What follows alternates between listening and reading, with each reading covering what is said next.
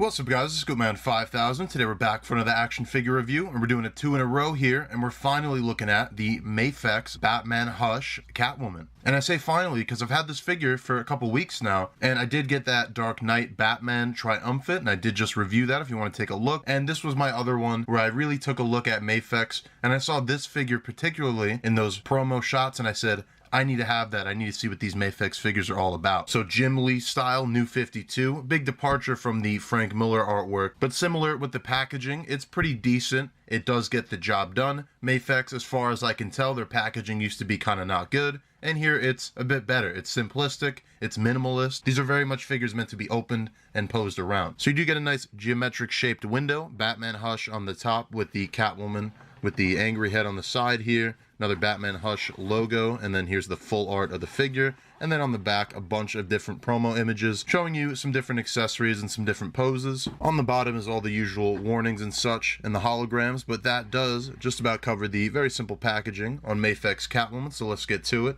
Let's tear this open and let's take a look. And here is Catwoman out of the packaging, and being a MAFEX figure, coming with tons of swappable parts and accessories, and that includes 6 different pairs of hands if you count the ones on the figure. She's also got 3 different head sculpts. The one on the figure is the neutral face with the goggles down. We're also getting an angry face with the goggles down, which I think is my favorite, but then also one with the goggles up with the Selina Kyle face. That looks very good and very consistent across all 3. We're also getting the whip that Catwoman has, but if you're not displaying her with the whip, then you're going to go with the swappable lower torso, which features the whip placed around her like a belt. And so a pretty decent amount of stuff here with the Catwoman, but even the figure by itself, very impressive and much smaller and much more nimble and thin than something we usually review here. But MAFEX does run a little bit smaller at that pretty much perfect 6-inch scale. Even something like a Figuarts is even smaller, but haven't really done that here on the channel. So, and then even with the Dark Knight Frank Miller Batman, that one didn't seem as smaller because of how wide and how girthy he is.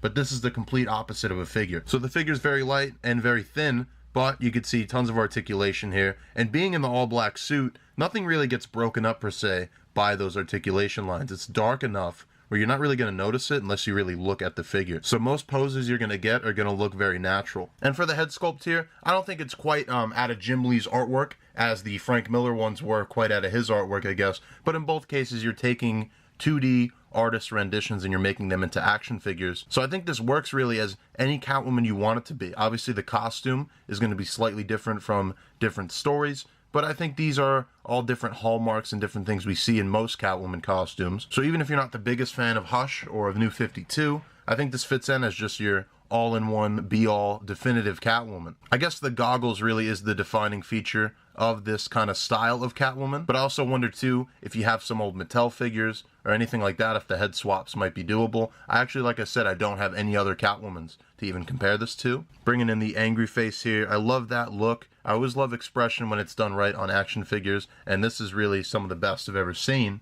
And then we have the one with the goggles up. We're getting a better look at Selina's face here, and I think that'd be great if you have this figure with this head sculpt, and then you take your Hush Batman with the Bruce Wayne head sculpt, especially if you have the black and the blue Batman. You could display one as Bruce Wayne, one as Batman, and put this Selina with it. But that's really going to be most of the detail. When you get to the rest of it, you're really just going into sculpt and kind of aesthetic overall, because in terms of detail, there really is none. Things of note, I guess, would be that this is a real metal loop right here. So that's pretty interesting. I don't know, it seems like it's glued down, but that still definitely looks like a real metal piece to me. And then we're also getting kind of the floating belt buckle in the middle. You can go ahead, you can swap it to this one. This is her whip wrapped around. I guess that acted as her belt. But seeing as I'm most likely going to have her holding the whip in the display, probably going to end up looking like this most of the time. For her gloves here, they have a separate kind of gauntlet piece, and I can't tell if it's part of the same sculpt or something glued on. Either way, these things aren't moving and there's no articulation cut there. For the clawed hands, all of them are pretty nice. Obviously, they're just black plastic, but very sharp on the claws, or at least sharper than you might expect. And then the rest of it, like I said, all sculpt and really not much else to it. All black suit costume, all the proportions and everything like that. Looks pretty good. And then getting to the boots here, same kind of thing going on from the wrists, where these boots are a separate sculpt or glued on, but there's no point of articulation there. It's all part of the same kind of piece. And then these boots do have a really high combat heel here. It's flat enough and the figure has had no issues standing for me. And there's also a bit of gray on those soles just to kind of break it up and I guess to bring back this color from the goggles. But that is about it. I keep saying how simple this is, but that's really what you get with a design like this. So let's go over articulation. That's really the big money of this figure. That's why you're spending almost $100 on these figures. So you have a point of articulation at the head and also the base of the neck. With that, you're looking up that far and you're burying the chin almost that far. Really doesn't go down much further past this metal collar. And the neck is a bit difficult to move. And now that I've moved it, I feel like the neck looks a bit long, but nonetheless, decent enough on the neck. And with that, you're also getting some decent tilting action. That seems like it's mostly just coming from the head and not actually from the neck. A decent butterfly here. I think you had to compromise this a little bit just because of how small the stature of this figure is. But I think that looks good, and I think if you look at this, you know, you still get the right proportions and the right shapes when it comes to the upper body, so that all looks good. Shoulder hinges just about 90 degrees. You have a bicep cut there. Double jointed elbow goes about that far. It's like 45 degrees or so. And then a ball joint at the hand that we saw on the Batman, and similar to the ones we see on McFarlane figures. For the torso, you got a ball joint and a ball joint, and obviously the torso is swappable here, it breaks right apart. But if you're not doing that, you're seeing it going back pretty far. You combine that with the head, and you're definitely going to be able to get whatever poses you need out of that. That's like she's doing some yoga or something. And looking down, the belt loop actually, the belt buckle is going to cut off the torso, and with that it's going that far down, which again is very impressive, and you're also getting as much tilt as you need. Obviously, be warned, you're going to get some gaps if you go too extreme, but even still, very impressive. For a figure of this size and this scale, legs split out almost all the way, slightly angled, kicking back that far because of the sculpt here. And also if you're rotating these pieces, you know, it kicks back, or at least to the side, pretty decently. Double jointed knee is pretty decent. Some of the sculpting issues, and again, how thin this is. To make this move anymore, you'd really get rid of the aesthetic. So I think they have a good balance where that knee is pretty good looking. It's not ugly at all, and you still get a pretty decent range of movement. Then finally, the ankle rocker is kind of here, but it's mostly on that ball joint for the foot. And that does just about cover the MAFEX Catwoman. So let's go ahead, let's do my favorite part, and let's do some comparison. And we'll start out like we did last time. We'll bring in some DC EU figure arts. It's kind of the closest thing I have in scale and quality to the MAFEX figures, but you can see they run a bit short. Catwoman definitely shouldn't be taller than Bruce Wayne ever. I don't think in any book that's ever happened. So this isn't really going to work, and I thought it might, and I was a bit excited, but yeah, she's definitely a bit too tall for this scale. And that goes the same with the female characters, Wonder Woman 84, Suicide Squad Harley Quinn. She's still a bit taller than both of them, and definitely Wonder Woman should be taller than Catwoman. Maybe this works as, you know, a Catwoman and Harley, but then you're getting into different kind of realistic and versus comics, so they don't really go together, but even the scale you see doesn't really work.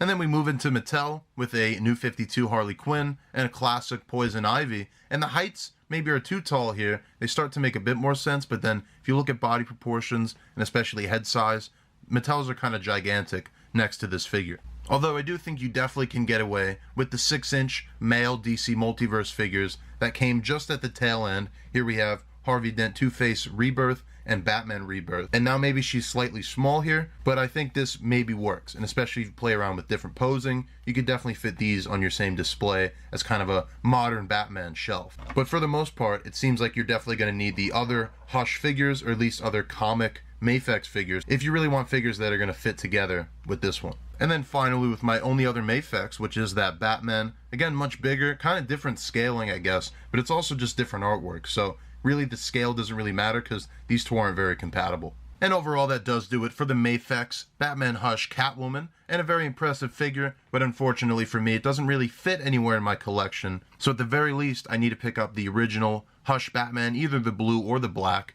so I can have those two together, and then I'll probably get in on the other Hush figures eventually. But I also got to worry about picking up more Dark Knights to go with that Batman Triumphant, not to mention the million other things I collect. So for this Catwoman, for now, it's just going to be a unique piece of my collection, and I'm very impressed with it, but I don't really have anywhere else to put it. So kind of be warned, I don't think she really scales well with anything that you might have lying around if you're not really big into imports already, but I don't think that takes away from the quality of this figure. More of the fact that every company's got their own scale, and even if one says they're 6-inch or one's 7-inch, and there's always in-betweens. There's always 6.5s, there's always 5.5s. So if you're building a kind of multi-display, you're either going to have to not care about the scale, or you're going to have to ball out and get multiple MAFEX figures to go around this Catwoman if you really are impressed by it. I did review that Triumphant Batman. That was my previous video. You can check that out. Otherwise, I do have a channel full of action figure reviews of McFarlane DC Multiverse, Marvel Legends, as well as a bunch of wrestling figures and some Ninja Turtles thrown in there, Star Wars Black Series, and everything in between. As always, I'm going to be taking some pictures, and I'm going to be leaving them on Instagram, scoopman_5000. But that does do it for this video, and I'll see you guys in the next action figure review.